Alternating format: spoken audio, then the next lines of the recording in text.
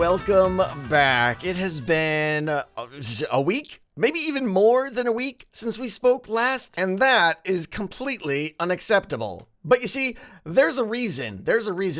I seem to do that a lot in my intros. I swear, it's not on purpose. But there is a reason that I've been gone for a week, and, well, let's just say there's good news and there's bad news. The bad news is, well, basically nothing is done here. Nothing is done at all, all right? We've still pretty much just got a hole. The good news, though? The good news is that I have spent pretty much every free moment of the last week designing everything about this game. And oh, was it a massive effort. But I'd say we've got about 90% of the game fully designed now, and I can't tell you how excited I am. I sent out a little tweet the other day. I remember I said last episode that this won't be as big as Decked Out. I lied. For starters, this hole that we dug, not nearly big enough. I've got the map basically fully designed in Photoshop that we're going to be playing this game on. I spent a lot of time on it, and I'm pretty excited about the turnout of it, but we need a bigger hole. We need a much bigger hole.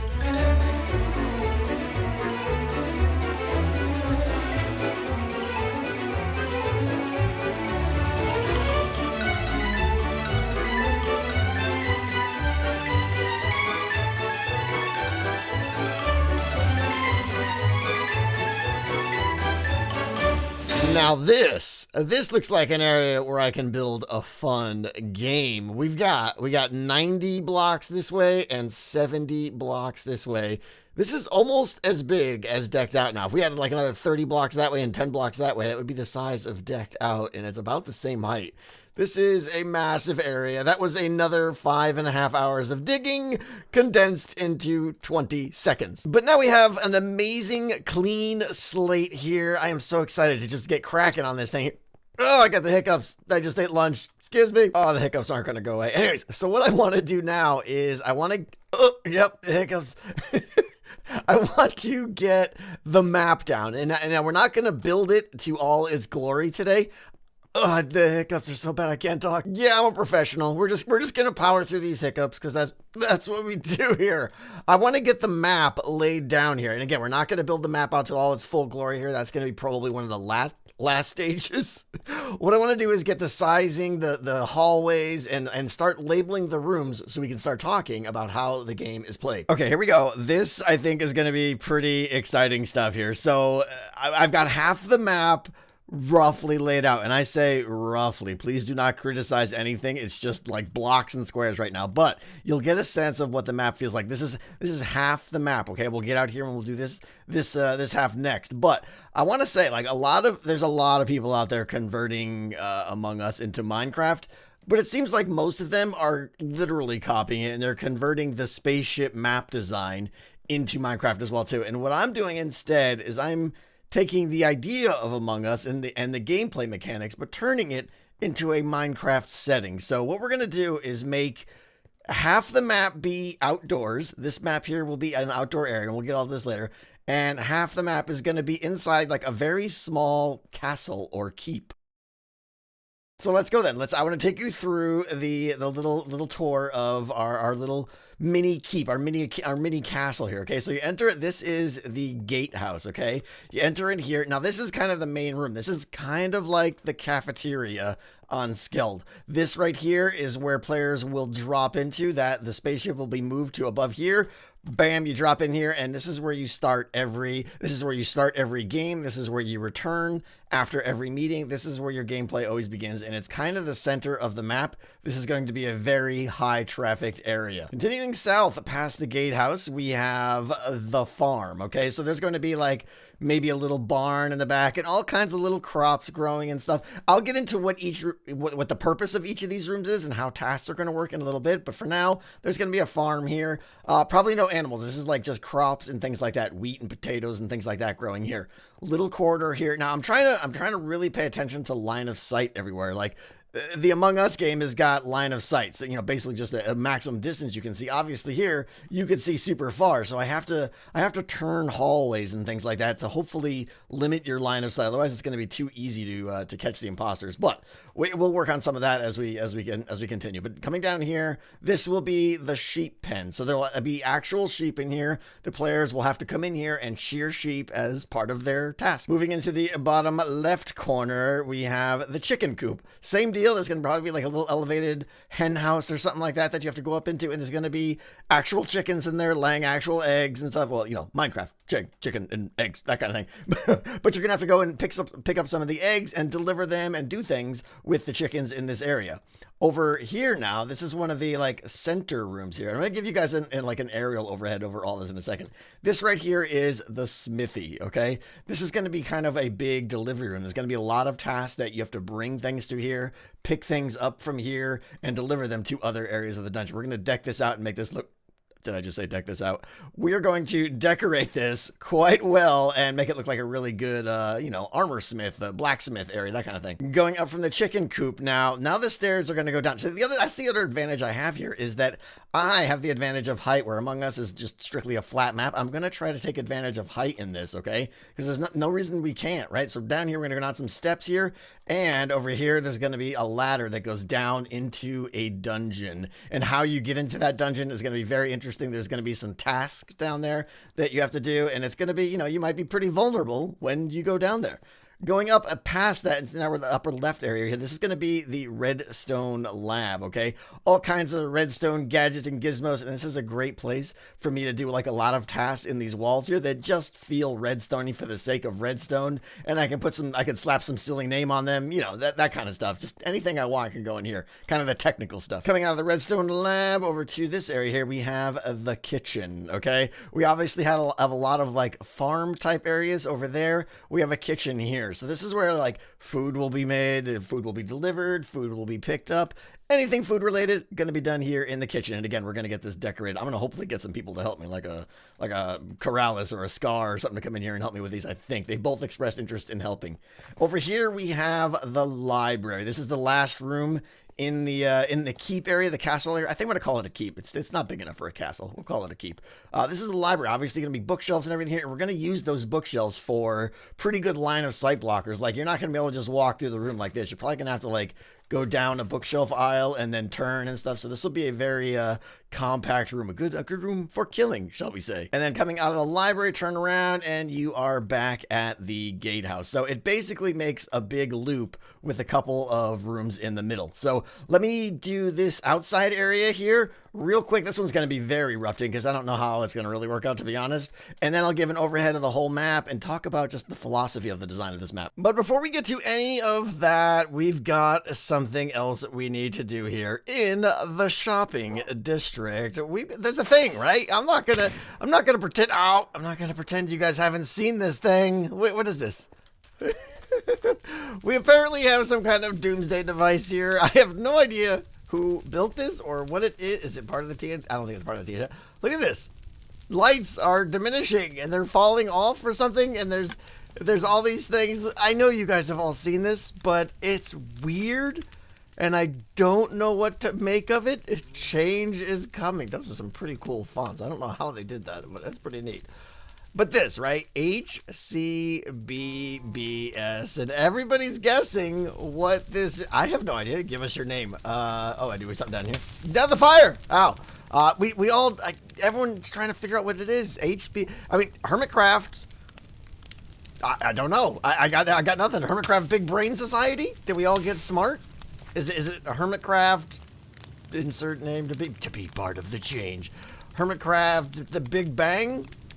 What's happening? What name? Where does it go? Rename and insert into chest. Okay, I guess we just put our bits on this, and then I'm gonna lose the.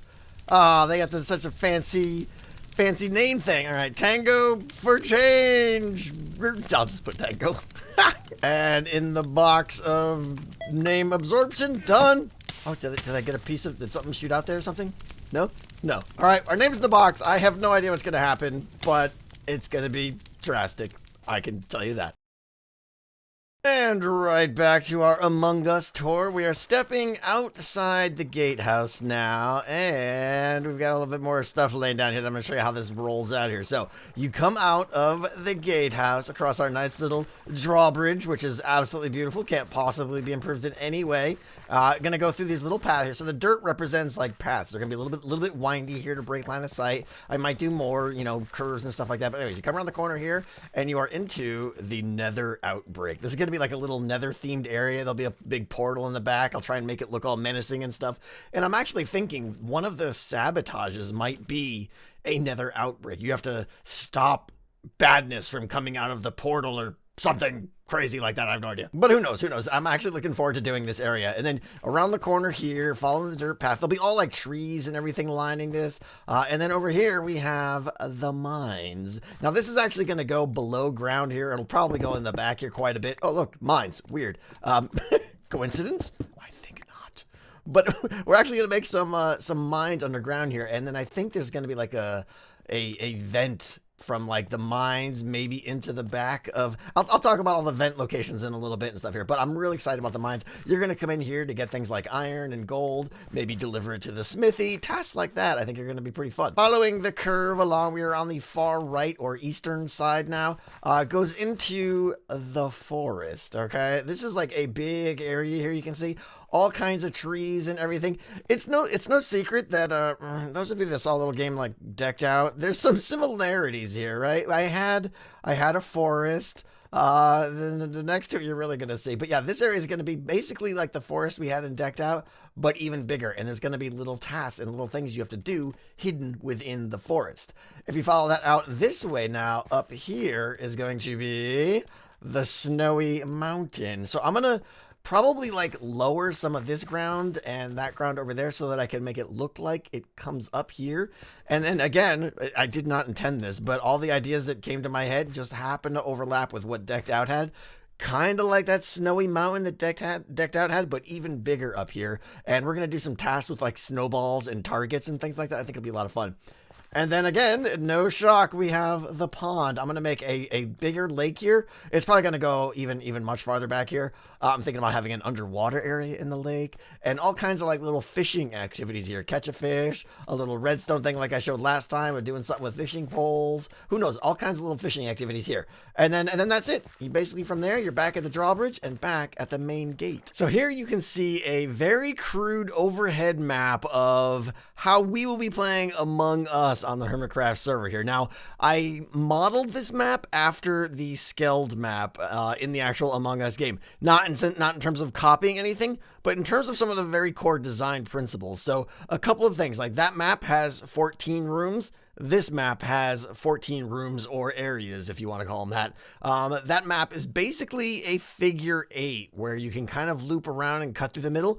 This map, believe it or not, if you look closely, is actually a figure 8. The keep is one side of the loop, and then you go across the drawbridge there, and the other side is another loop. Of course, there's some inner rooms and everything like that. So I'm hoping that the gameplay translates really well from the actual game Among Us into this Hermitcraft version. So let's talk about tasks, okay? A lot has changed since last episode where I said there was going to be like lights in the walls and you had to like follow the lights to figure out what tasks you're going to get to and stuff.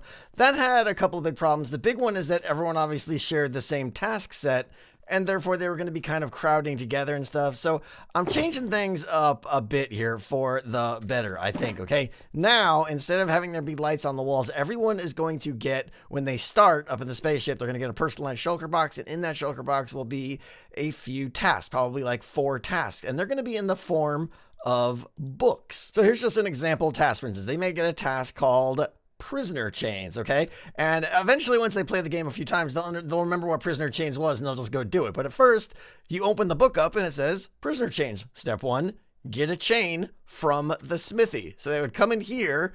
That's not the smithy. They would come in here to the smithy and go over to the area. There'll be a barrel or something, and I'll get into all this in a second, and, pick up a single chain. Step 2, deliver chain to the dungeon. So they would come down here, go into the dungeon down below, and deliver the chain. Now, the thing I'm realizing, and an advantage I have over the normal Among Us is players have inventory here. So we can do a lot of delivery tasks where it's just like, go to this room, pick up this thing, and bring it over to the other room over there. Another example of a pickup task might be this one here, a Frosty's friend. All right, you open this one up and it says, hey, Frosty needs a friend, referring to the little snowman that's going to live on Snowy Mountain over there. So you open it up and it says, get a pumpkin from the farm. I plan on actually having like a small pumpkin farm in here. You have to come in here and get a pumpkin from the farm, like choppy choppy. And then step 2, deliver the pumpkin to the Snowy Mountain. You would come out of the castle, through the pond, up the hill, and then somewhere up here there would be a little drop-off section to deliver the pumpkin. And maybe Frosty would be up here too. And then if I'm feeling really crazy, there might be some like multi-step ones, which this would be like the equivalent of like a long task in Among Us. Like this one, pumpkin pie, right? Step number 1, get a pumpkin from the farm. Check, we know how to do that. Step number 2 is get sugar from the farm. I think in the back here, I might have a little mini sugarcane farm that's kind of like manually operated behind glass where you have to like push buttons to get a single piece of sugarcane and turn that into sugar. And then of course you'd have to come over here to the chicken coop and get an egg from one of the chickens. And then once you have all 3 of those, craft them up into a pumpkin pie and deliver it to the kitchen. Now, the best part about using books for tasks is that everyone's going to have their own personalized task, which is going to separate the crafters. Hi, zombie. Is going to separate the crafters and get them all moving around in different directions. And this is vital if the imposters are going to have any chance of succeeding. So the sample tasks I was just showing you, those are what I'm calling delivery tasks. You know, go over there, pick it up, bring it over there. A lot of the tasks, probably the majority, will be delivery tasks, but I'm also going to do what I'm calling performance tasks. I don't have any of them and examples of them right now, but it's basically going to be like you walk in somewhere and there's like a little machine or an activity or a mini game, something that's going to take somewhere between 5 and 10 seconds, and you do it and you're done, and you throw your book in the thing that opens up and the task is complete. Now, what I've got here is a little drop-off station, okay? These are going to be sprinkled in almost every room, and it's basically anytime there is a task that ends in this room for you to drop off an item. In this case, like imagine I got iron ingots from the mine over there and just brought them over here to the smithy. I would come over here, okay? Let's see, I did this wrong. Yeah, I just remembered I had the filter in the back set up wrong. This is, there's a whole bunch of redstone down here for this contraption, okay? So I'll have to duplicate this a bunch of times, depending on, you know, for each drop-off station. But the idea now is that you know, you can of course come over here and drop it off, right? But if I drop off something that isn't, you know, the item, like I drop off that, right?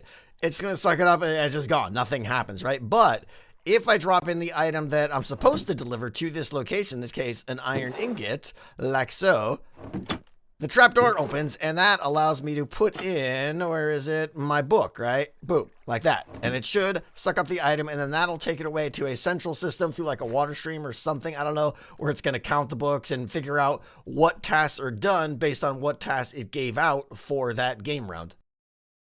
Okay, moving on, let's talk about death. And by death, I mean simulated death, really. Like, the way that imposters are going to kill crafters in here. It's the whole point of the game, right? If you remember last episode, can I make this jump? Oh, I'm almost good at parkour. Not really.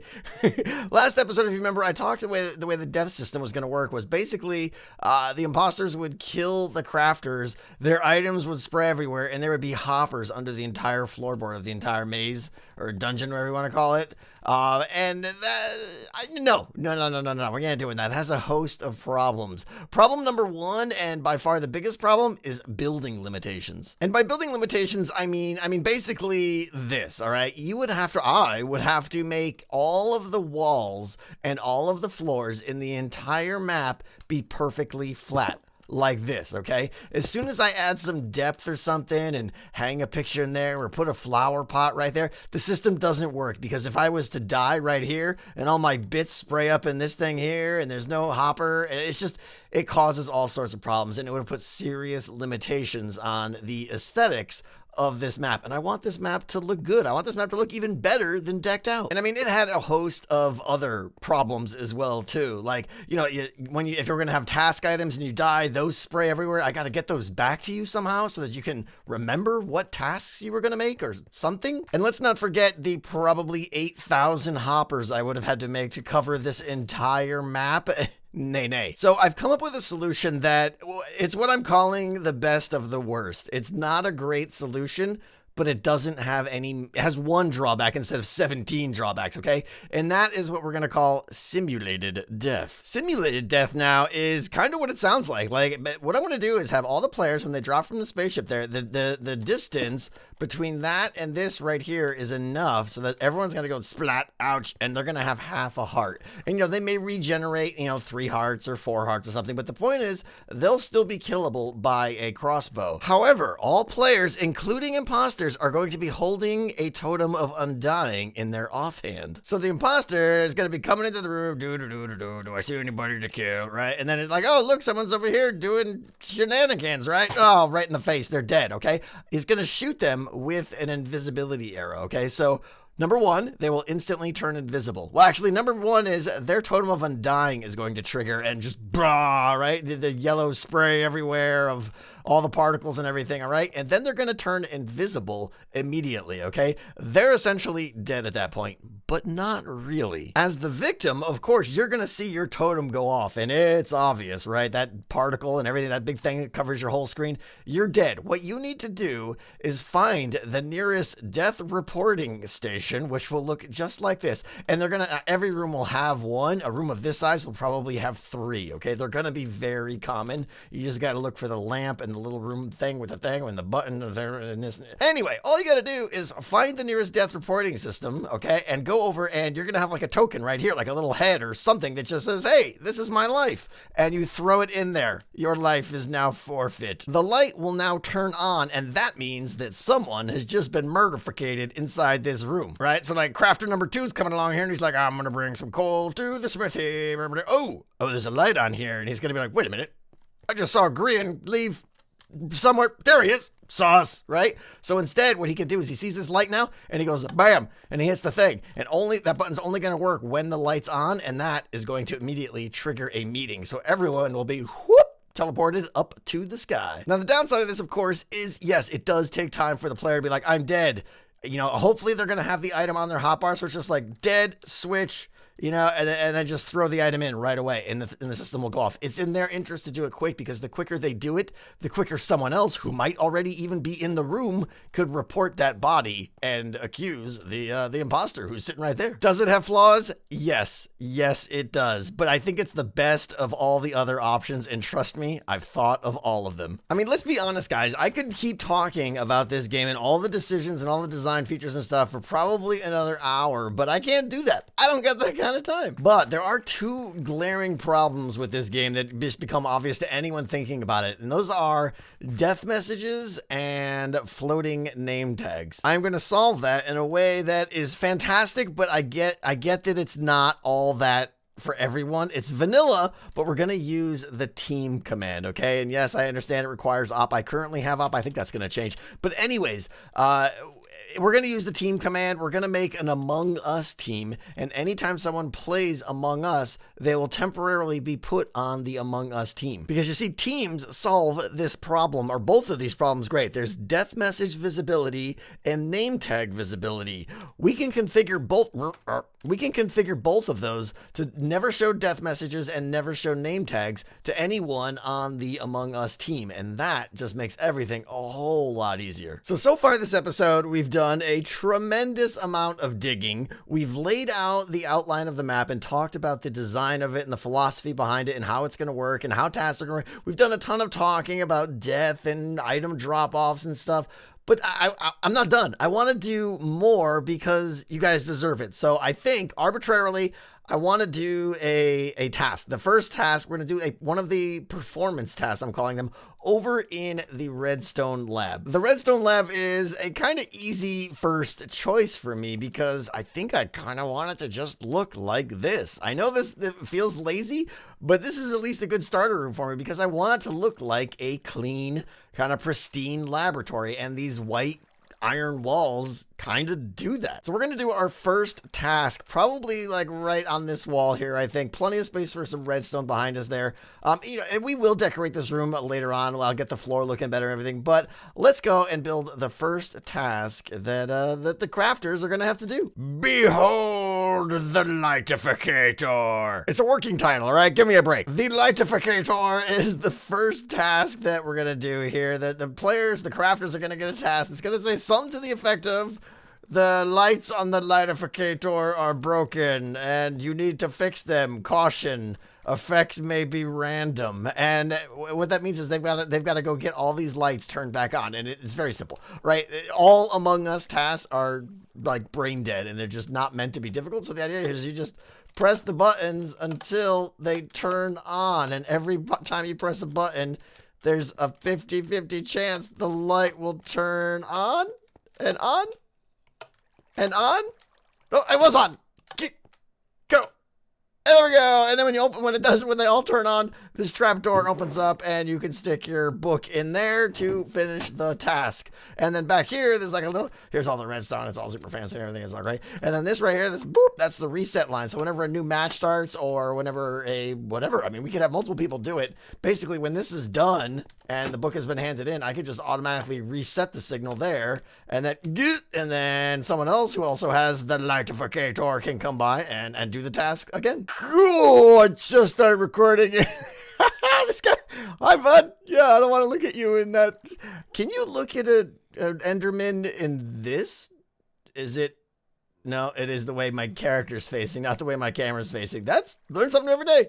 Anyway, the Lightificator is a perfect example of what I call a performance task, okay? So we're probably going to have a steady balance of performance tasks and the delivery tasks that you guys have been seeing all around. All right, sadly, that is all I've got time for today. I hope this clears up a lot of what you guys expect from this game and sets a good precedent for what's to come. I'm sure you still have a million questions, and I will get to them. If you want to get some like deep dived information or details about the game, though, I encourage you guys to stop by one of my live streams. I kind of do a 3-hour Q&A session there, and I do, just like Decked Out, I plan on building a lot of this on live streams starting this week. So please stop by if you got the time, and I'll hopefully be able to answer any questions you have. But that is going to do it for today, guys. I hope you guys are just as excited about this project as I am. Next episode, we're probably going to do all the redstone and how to like start the match and a lot of the redstone just controlling the flow of the game. I really look forward to that.